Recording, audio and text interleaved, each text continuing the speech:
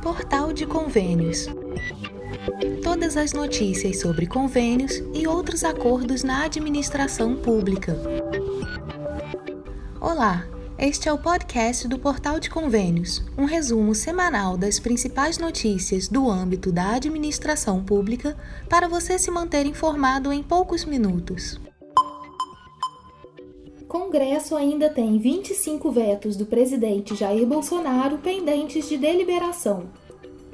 O Congresso Nacional ainda tem 25 vetos do presidente da República, Jair Bolsonaro, pendentes de deliberação. Todos estão trancando a pauta de votações, ou seja, têm que ser votados antes de outras matérias. Ainda não há previsão de quando será a próxima reunião do Congresso. O veto mais antigo é o veto 46 de 2021, originado da sanção do PL 2108 de 2021, que se converteu na Lei 14.197 de 2021. Bolsonaro vetou o trecho que previa até 5 anos de reclusão para quem cometesse o crime de comunicação enganosa em massa, definido como a promoção ou financiamento de campanha ou iniciativa para disseminar fatos inverídicos e que fossem capazes de comprometer o processo eleitoral. Além disso, Bolsonaro vetou o trecho que aumentava a pena para militares envolvidos em crimes contra o Estado Democrático de Direito. De acordo com o projeto, eles estariam sujeitos à perda do posto, da patente ou da graduação. O veto mais recente é o veto 52 de 2022, que cancelou 2 dispositivos da Lei 14.457 de 2022, que teve origem na MP 1116 de 2022, que criou o programa Emprega Mais Mulheres. Outro que precisa ser votado é o veto 67 de 2021, aplicado à Lei 14.273 de 2021, que trata do Marco Legal das Ferrovias, oriunda do PLS 261 de 2018. Dos 38 dispositivos vetados no projeto, um já teve o veto mantido em sessão do Congresso em abril. O trecho determinava que a lei decorrente do projeto teria 90 dias para entrar em vigor.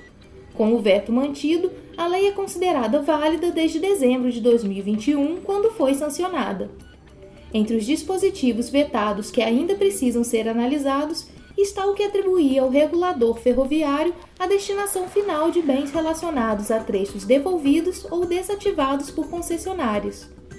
Na lista de vetos que trancam a pauta, também está o veto 30 de 2022 sobre a Lei 14.368 de 2022, que flexibiliza regras do setor aéreo.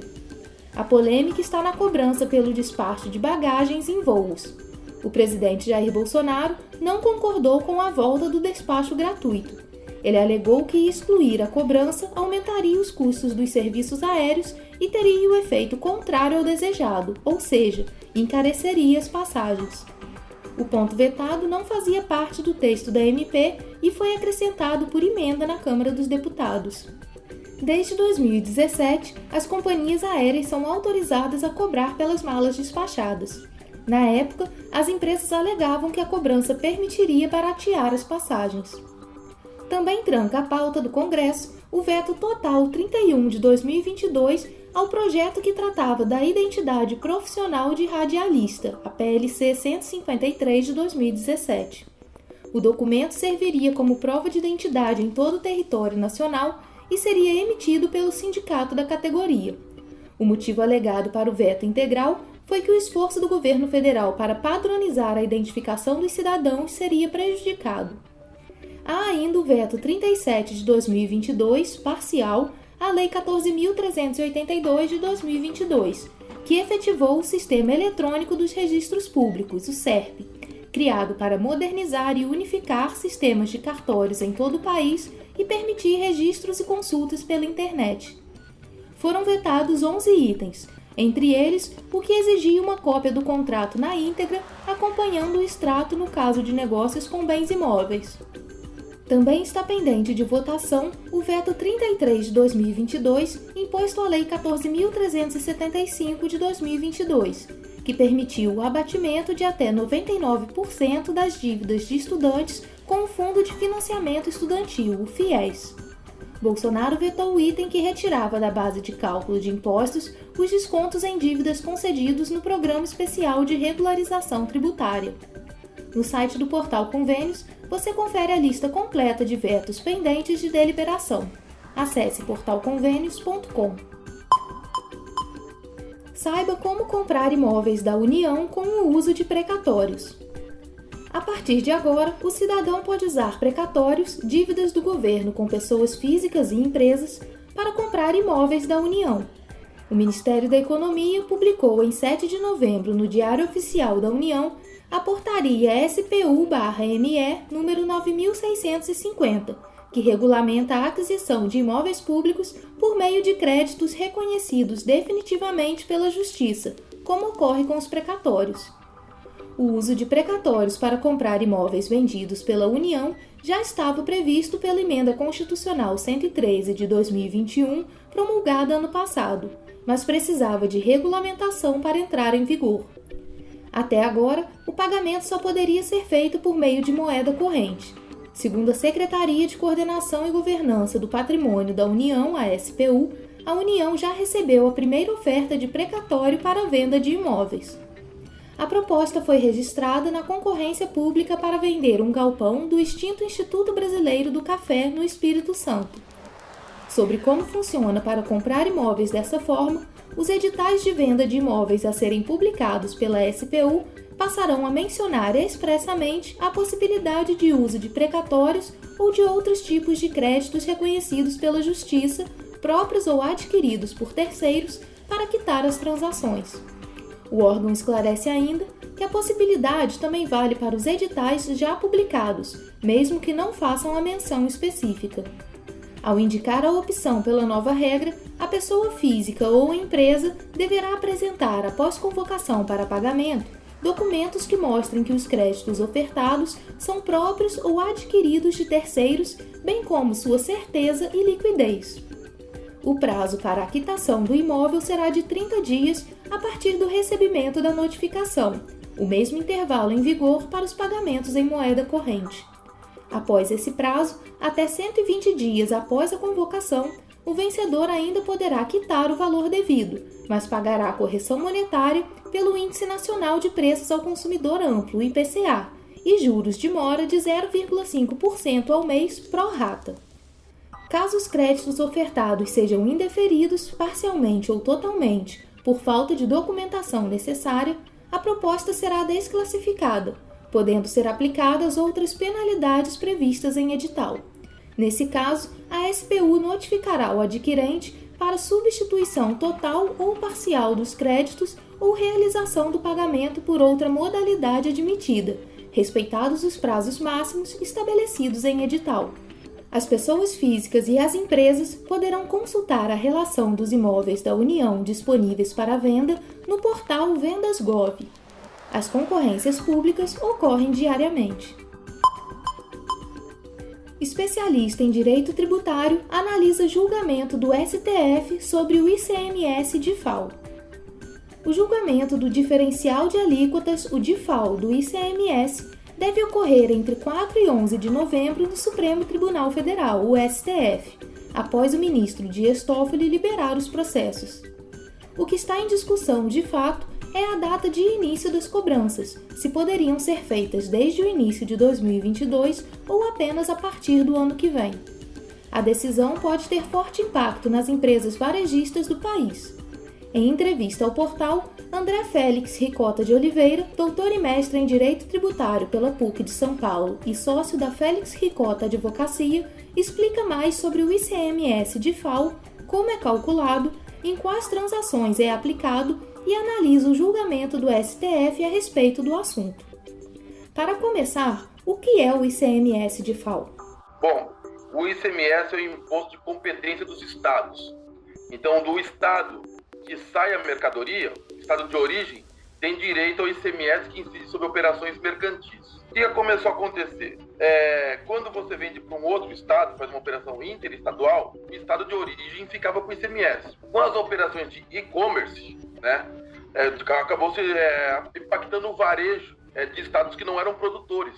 Porque você, por exemplo, você pega um e-commerce no estado de São Paulo, vende direto para Bahia, vende direto para Tocantins, vende direto, e esse ICMS ficaria tudo com São Paulo. Aí criaram esse DIFAL. O que seria isso? O ICMS você tem ali que está interna, né, operações internas do estado, por exemplo, aqui em São Paulo é de 18%, e a alíquota interestadual, quando vende para o norte, nordeste, e centro-oeste é 7%.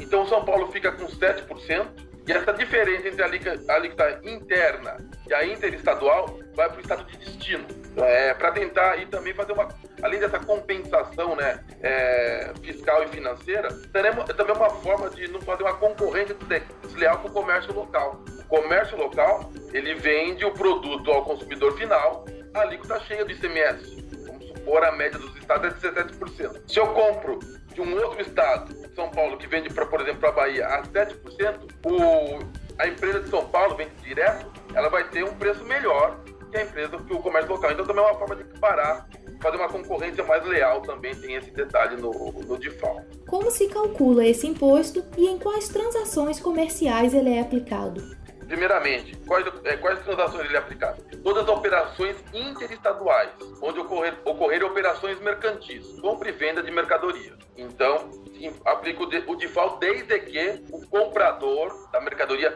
seja consumidor final. Tem mais esse detalhe. Se for para uma outra empresa, contribuinte de ICMS, que for dar segmento na cadeia produtiva ou na cadeia comercial do produto, não tem o DIFAL. Então, toda vez que for uma operação interestadual e para consumidor final do produto, aí tem o DIFAL. Como se calcula?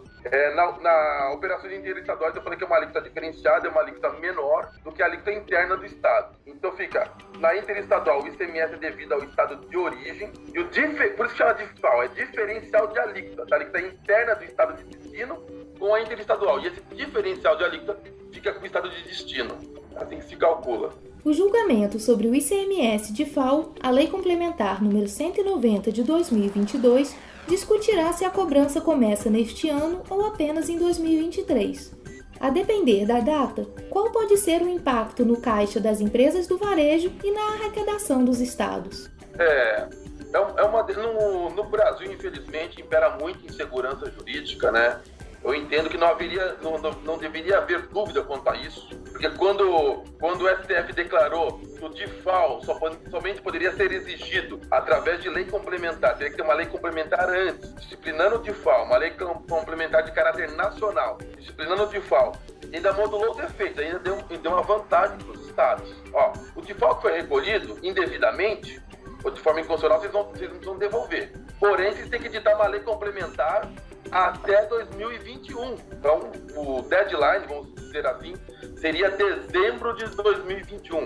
Aí editaram a lei em dezembro de 2022. Editando a lei, criando o DIFAL, na verdade essa lei complementar, ela permitiu que os estados possam instituir o DIFAL. Antes, existia outra coisa que exigido a título de DIFAL, mas DIFAL não era. Então, essa lei complementar foi editada em 2022, permitindo que criasse o DIFAL. Se os estados vão criar o DIFAL em 2022, somente pode ser exigido em 2023. Não tem segredo. A própria lei complementar 190, no seu último artigo da lei complementar, fala: essa lei entra em vigor respeitando o artigo 150, inciso 3, a linha C da Constituição Federal, que a anterioridade nonagesimal tem que respeitar 90 dias.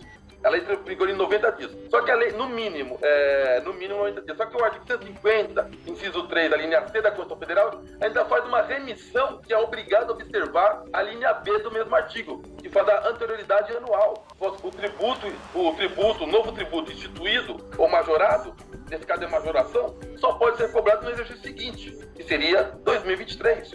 Não há dúvida nisso. Mas aí cria essa celeuma, aí tem toda uma questão política, tem toda uma questão financeira dos estados, aí fica essa discussão trazendo insegurança jurídica para o comerciante e numa questão que não devia ser matada rápido. Esse é um dos piores problemas que a gente tem na economia do país. Isso atrapalha investimentos no desenvolvimento econômico e industrial do país. Qual a sua avaliação sobre o ICMS DIFAL? Há falhas na lei que abrem espaço para questionamento da sua constitucionalidade? Não, agora não há. Eu acho correto, como eu expliquei, o DIFAL ele tem a sua necessidade de existência, né? Em especial, para não prejudicar o comércio local dos estados, devido ao e-commerce que cresce muito.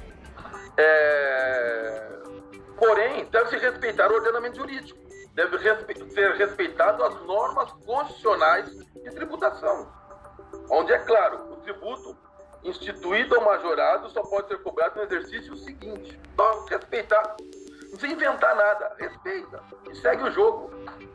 Os estados vão perder um pouco agora, quer dizer, vão perder não, já receberam o ICMS de muitas empresas. E o ICMS é considerado um tributo indireto. A partir do momento que você pagou, dificilmente você consegue recuperar esse valor. Você não consegue a restituição dos estados. Então os estados já receberam. Então o STF poder dar mais segurança jurídica, já decidiu, respeite a Constituição. A partir de 2023 é legítimo. Quem foi esperto, se socorreu ao judiciário primeiro, se beneficiou. Agora, quem tem aquela frase, o direito não socorre quem dorme, né? É um dito popular que é verdadeiro. Como o senhor acredita que será o julgamento no STF? É complicado dizer, né? Alguns ministros já manifestaram, entenderam que é constitucional a exigência em 2022, a partir de abril de 2022, os fundamentos jurídicos, eu não concordo, né? Melhor dizendo, os fundamentos, que eu acho que não são fundamentos jurídicos, os fundamentos apresentados desrespeitam as regras de tributação, desrespeitam princípios constitucionais tributários, mas vamos aguardar, vamos torcer pelo menos que a Constituição seja respeitada. Nós entrevistamos André Félix Ricota de Oliveira, doutor e mestre em Direito Tributário, que explicou sobre o diferencial de alíquotas, o DIFAL, do ICMS, processo que deve ser julgado pelo STF e deve ter impacto no mercado varejista brasileiro. Comissão aprova reajuste anual de valores pagos pelo SUS a hospitais privados. A Comissão de Assuntos Econômicos, a CAE, aprovou na terça-feira, 8 de novembro, por unanimidade, o projeto de lei do Senado PLS 468 de 2018, que torna obrigatório o reajuste anual dos valores pagos à iniciativa particular contratados via convênio ou contrato pelo Sistema Único de Saúde, o SUS. O projeto do senador Randolfo Rodrigues, do Rede do Amapá, recebeu parecer favorável do relator na CAE, o senador Otto Alencar, do PSD da Bahia. Como foi aprovado em caráter terminativo, segue direto para análise na Câmara dos Deputados, a não ser que haja recurso para votação no plenário do Senado. Para conceder o reajuste anual, o projeto altera a Lei Orgânica da Saúde, a Lei 8.080 de 1990, que dispõe sobre as condições para a promoção, proteção e recuperação da saúde, a organização e o funcionamento dos serviços correspondentes. Pela Lei Orgânica da Saúde, quando o SUS não conseguir atender a toda a população de determinada região, pode recorrer à participação complementar da saúde particular via convênio ou contrato.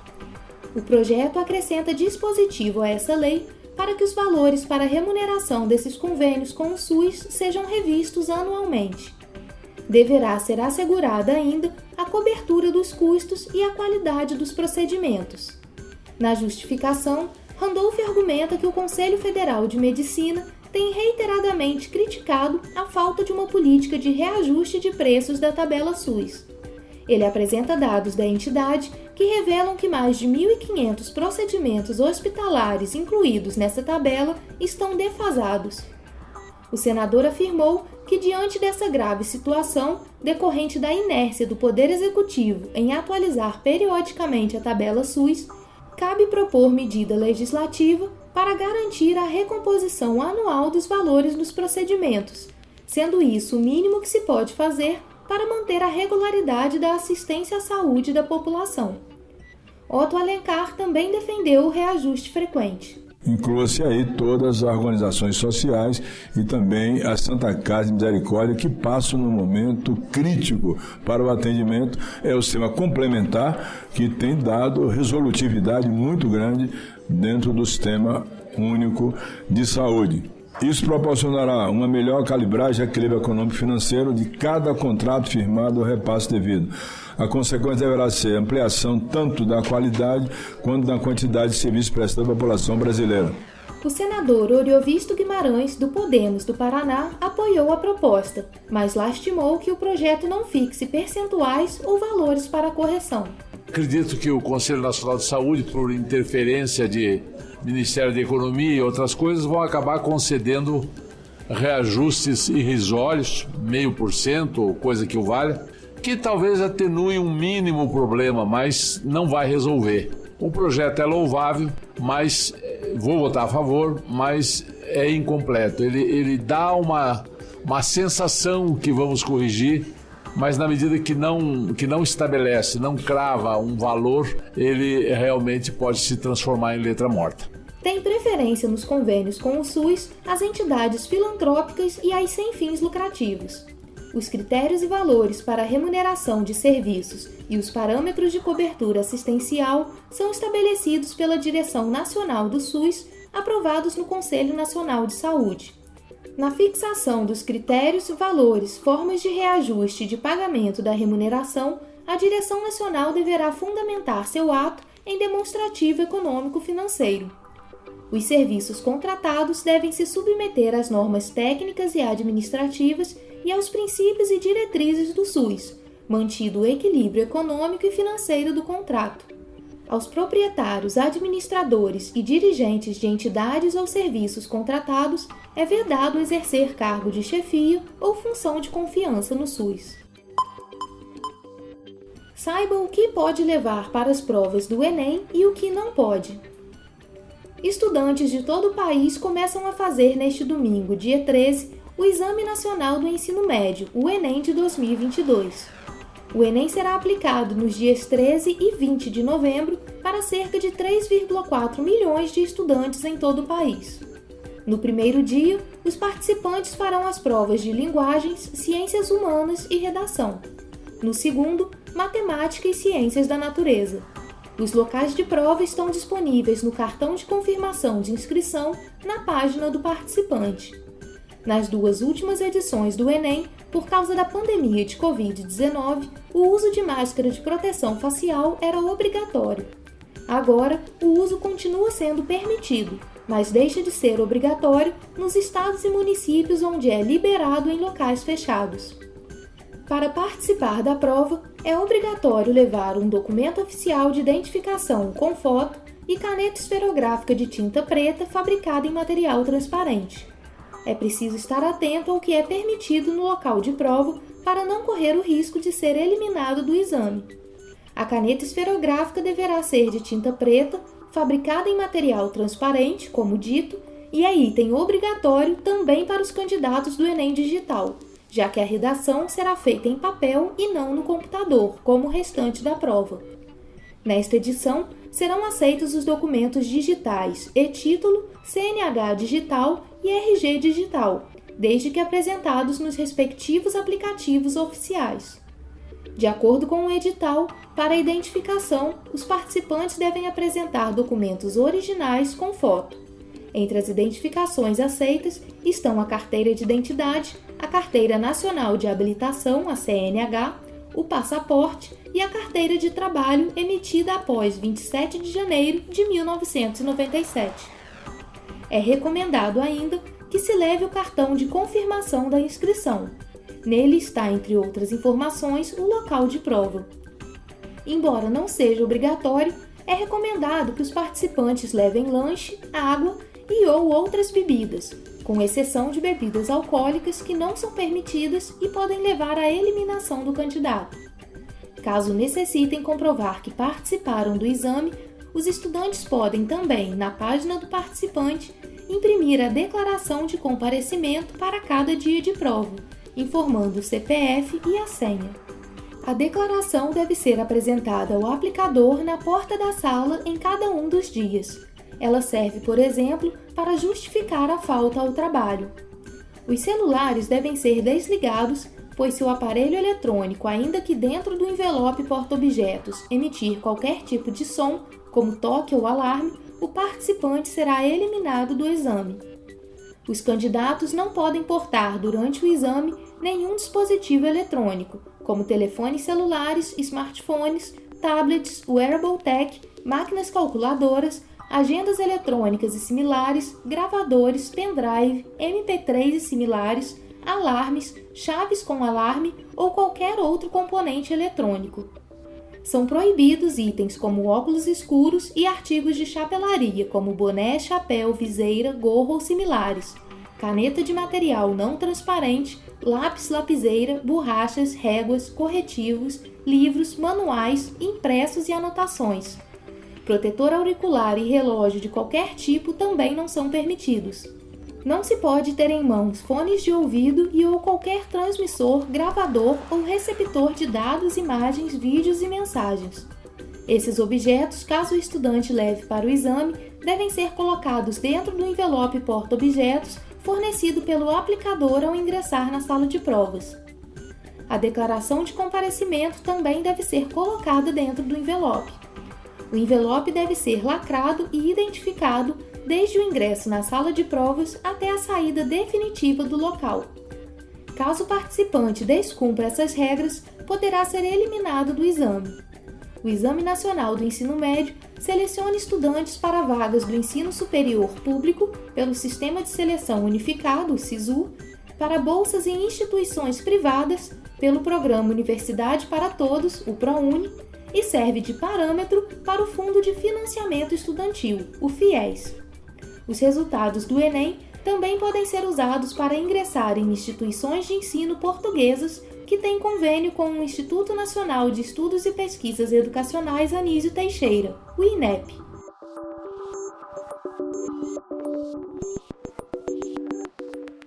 Você ouviu mais um podcast do Portal de Convênios, te atualizando sobre projetos, prazos e ações em administração pública. Continue se informando em nosso site portalconvenios.com. Até a próxima!